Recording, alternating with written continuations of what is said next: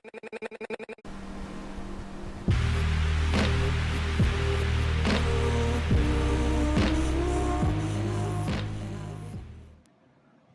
went to the range to test fire the build to see how it would perform, to see where my failures would be. I fired 3 different types of ammunition. I fired the Remington UMC 300 Blackout, 120 grain supersonic. I fired the 150 grain copper Blackout. And I also fired the 110 grain copper Blackout black tips. All the ammunition ran well for the most part. It fired, it chambered the next round, regardless of the amount of ammunition I put in. The 110s felt really, really light.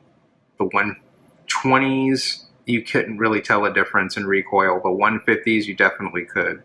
So from 110 and 120, not so much of a notice, to 150, big time notice. It was a lot heavier round, a lot more recoil, a lot more muzzle rise, but it was still very minimal, and just in general, compared to firing a 5.56 AR-15 or firing my Ruger 14. This was definitely a lot less recoil in my opinion.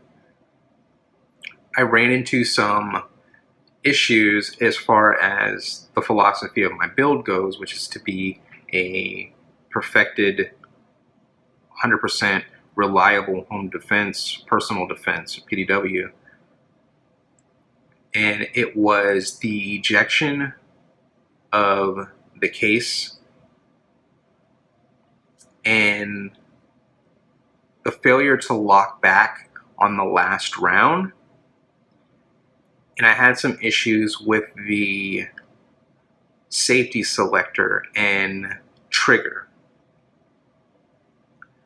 I believe that I solved the trigger safety selector issue. It was the screws, they weren't tightened. So I pulled the safety selector, all the, everything off. I pulled the pin screws off. I tested the trigger. What would happen was it would fire, not lock back. When I went to put the firearm into safe, it wouldn't go. It would be very hard to move. And the first thing I thought was, oh, maybe there's a primer stuck down in there. No primer stuck in there. It's just really hard to move. So I kind of put that down and I go to pistol stuff because we're done testing it. I've got all the problems that I needed to get out of it so that I can start doing some diagnostic work. So I get home, I strip the thing apart, as you saw in my Instagram posting. Strip the thing down, put it back together, this time tightening the screws.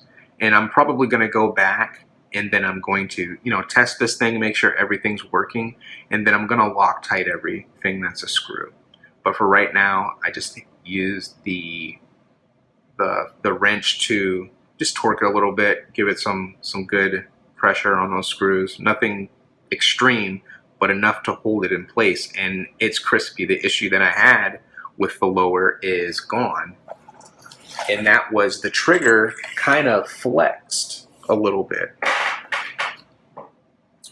Like right now, it's in safe, it's cocked, and it doesn't move. It doesn't go anywhere. There's no wiggle to it. Before, when it was in this situation, it would a little bit of movement.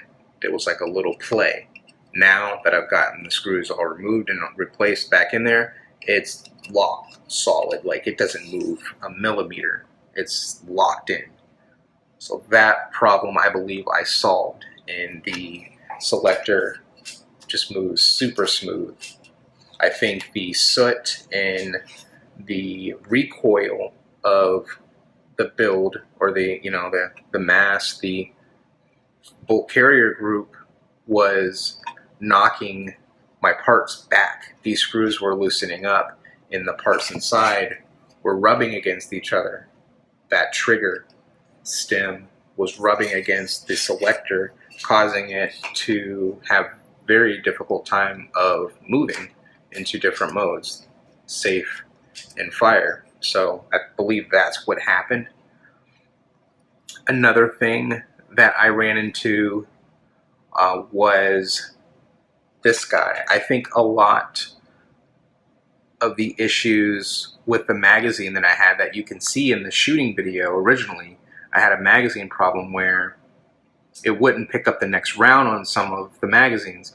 And it was because when I sweep down to charge around into the chamber, it would nick the bottom of this extender. And they solved that issue with Generation 2. It's a little bit higher and it's not as long going this way. So I am going to get rid of this. I'm going to sell it and go with the Gen 2. This is not a bad product. It works. It just doesn't work well in this configuration. It rubs when I go to, slide my hand down to hit that that E-ball. It hits the edge of this, knocking the magazine out. So then when it fires, it doesn't pick up the next round. And I figured that out at the training facility. So those are the issues that I had with the lower. The pins, I think these pins they're doing their job, but they just aren't what I want. I want the enhanced pins. So I am going to definitely write in an upgrade. I'm going to keep these pins as spare parts. I'm going to upgrade to the enhanced black Battle Arms development pins is what I'm looking at right now. All right, now a problem that we had with the upper, we had brass shavings on the bolt, brass shavings getting down inside the fire control group. The case ejection was either kind of directly at 90 degrees or lower. It was kind of coming out, and you can see that in the video. Most of them were shooting to the rear. So that is a sign with 300 blackout that you're dealing with undergas, and that can be from a number of different things, and there could be a number of different solutions, and that is what I am looking to brainstorm to figure out why this is happening and what I can do to solve the situation.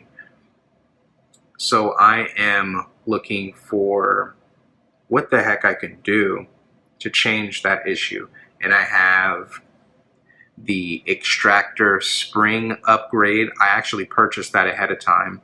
So I have the extractor spring for the bolt carrier group.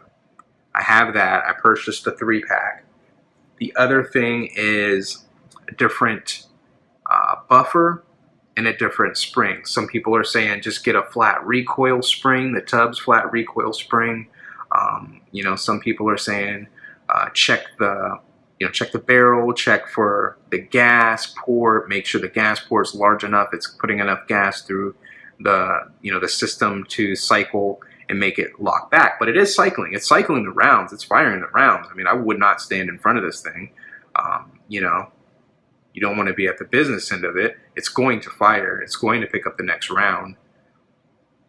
But it's just not locking back on that last round, making tactical reloads impossible for me, and I wanted to do that. I did not test supersonic stuff or subsonic stuff, I'm sorry, just only supersonic.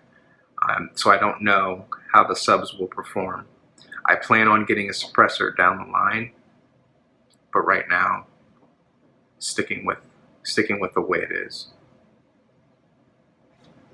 Another option available to me, which is promising, is the JP Rifles silent capture spring. That's probably going to be the most expensive part to resolve these issues.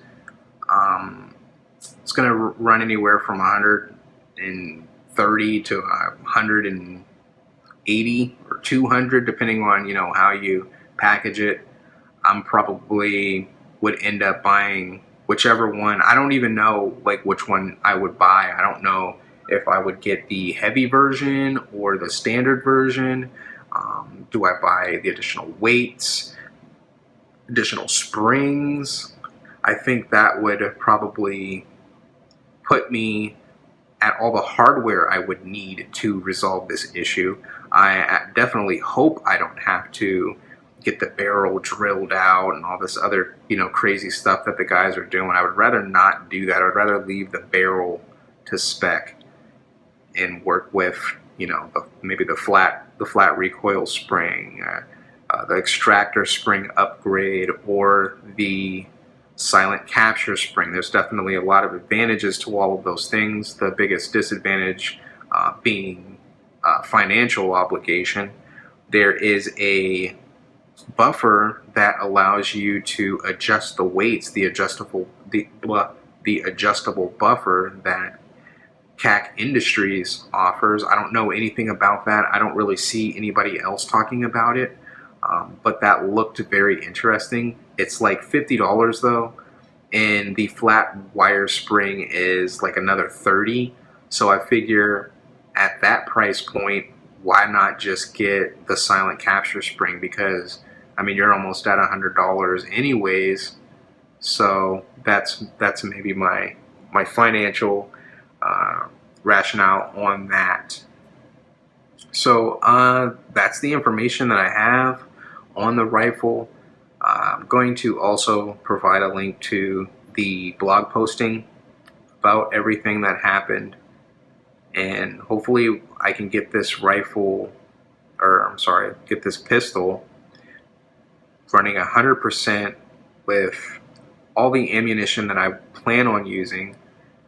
It would be cool if it could run anywhere, you know, from 110 to 250, you know, subsonic, everything reliable, everything locking back. That would be amazing.